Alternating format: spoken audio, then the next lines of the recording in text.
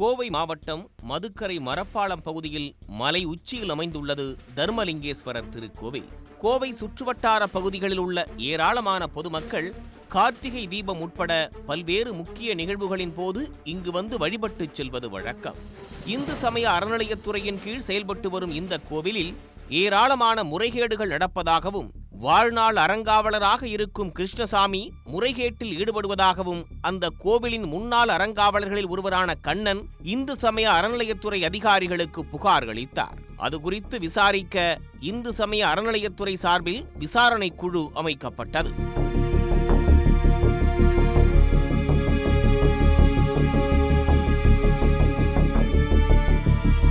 விசாரணையில் இந்து சமய அறநிலையத்துறை அதிகாரிகளே மிரண்டு போகும் அளவிற்கு பல்வேறு முறைகேடுகள் நடைபெற்றிருப்பது வெளிச்சத்திற்கு வந்தது. வாழ்நாள் அறங்காவலர் கிருஷ்ணசாமி செய்துள்ள தவறுகளை பட்டியலிட்டு 25 குற்றச்சாட்டுகளை அதிகாரிகள் முன்வைத்திருப்பதாக முன்னாள் அறங்காவலர் கண்ணன் கூறியுள்ளார். இந்து சமய அறநிலையத்துறை அதிகாரிகளுக்கு எந்த தகவலும் தெரிவிக்காமல் கோவிலுக்கான அறங்காவலரை கிருஷ்ணசாமி நியமனம் செய்திருப்பதாக அறிக்கையில் கூறப்பட்டுள்ளது. மலைக்கோவிலுக்கு செல்லும் வழியில் இளைப்பாறும் மண்டபங்கள் மற்றும் திருமண மண்டபம் போன்றவை உரிய அனுமதியின்றி கட்டப்பட்டிருப்பதுடன் அதிகாரிகளுக்கு இது குறித்த தகவல் சொல்லாமல் பராமரித்து வந்திருப்பதும் அம்பலமானது. மேலும் 1994ஆம் ஆண்டு முதல் தற்காலிக மற்றும் நிரந்தர உண்டியல்கள் அமைத்து அதில் கிடைக்கும் வருமானம் திருமண மண்டபம் மற்றும் கோயிலின் கட்டுப்பாட்டில் உள்ள கடைகளில் வரும் வாடகை போன்றவற்றை கோவில் கணக்கில் சேர்க்காமல் மோசடி செய்திருப்பதும் கோவிலுக்கு எந்தவித வருமானமும் இல்லை என அதிகாரிகளிடம் பொய் சொல்லி வந்திருப்பதும் வெளிப்பட்டிருப்பதாக கூறப்படுகிறது.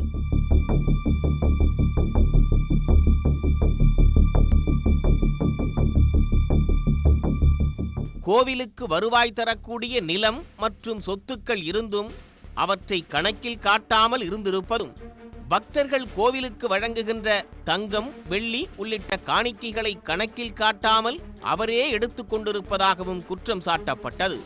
மேலும் கோவிலில் உள்ள திருமண மண்டபத்தில் திருமணங்கள் நடைபெற்று வந்த நிலையில் திருமண மண்டபம் எதுவும் கிடையாது, அது அன்னதான மண்டபம் மட்டுமே என்று தவறான தகவலை அதிகாரிகளுக்கு தெரிவித்து திருமண மண்டபத்திற்கு வரும் வருவாய் முழுவதையும் அறங்காவலர் கிருஷ்ணசாமியே பயன்படுத்தி வந்ததும் விசாரணையில் தெரிய வந்துள்ளது. மேலும் கோவிலுக்கு வருவாய் இல்லாததால் வங்கிக் கணக்கு தொடங்கவில்லை என்று அதிகாரிகளிடம் தெரிவித்துவிட்டு சுமார் 30 ஆண்டுகளுக்கு மேலாக கோவிலில் இருந்து வரும் வருவாய் அனைத்தையும் பல்வேறு விதங்களில் மோசடியாக பயன்படுத்தியிருப்பதும் கண்டுபிடிக்கப்பட்டிருப்பதாக விசாரணை குழு தெரிவித்துள்ளது.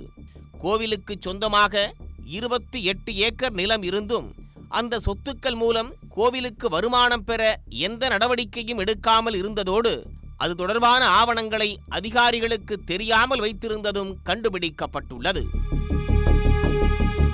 விசாரணை குழுவின் அறிக்கையில் பல்வேறு குற்றச்சாட்டுகள் உறுதிப்படுத்தப்பட்டதால் மதுக்கரை தர்மலிங்கேஸ்வரர் கோவிலின் வாழ்நாள் அறங்காவலர் கிருஷ்ணசாமியை தற்காலிக பணி நீக்கம் செய்து இந்து சமய அறநிலையத்துறை இணை ஆணையர் ரமேஷ் உத்தரவிட்டார்.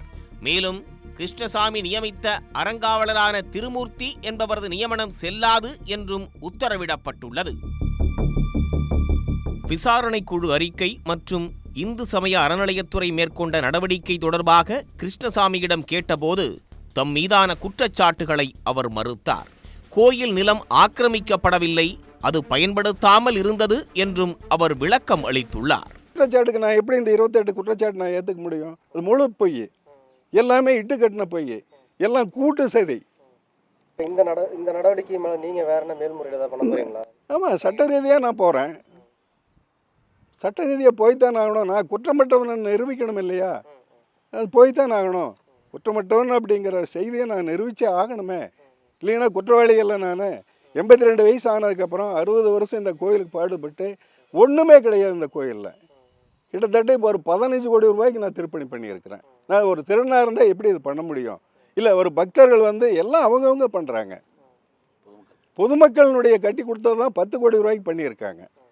அப்புறம் சில பேர் பணம் கொடுத்து பண்ணுங்கம்பாங்க, நாங்கள் பணம் வாங்க மாட்டோம், நீங்கள் பண்ணி கொடுங்கம்போம். அதுக்கு ஒரு ஆளை நியமிப்பாங்க. அதெல்லாம் நமக்கு வேண்டிய ஆளை ஒரு ஆளை நியமிப்போம். நீங்கள் இருந்து அவங்களுக்கு ஹெல்ப் பண்ணுங்கன்னு. அது என்னுடைய கடமை. கோவையில் பொதுமக்கள் அதிகம் கூடும் கோவில்களில் ஒன்றான தர்மலிங்கேஸ்வரர் கோவிலில் நடைபெற்ற மோசடிகள் வெளியாகியிருப்பது பக்தர்களிடையே அதிர்ச்சியை ஏற்படுத்தியுள்ளது. உடனுக்குடன் செய்திகளை தெரிந்து கொள்ள சன் நியூஸ் பெல் ஐகானை கிளிக் பண்ணுங்க.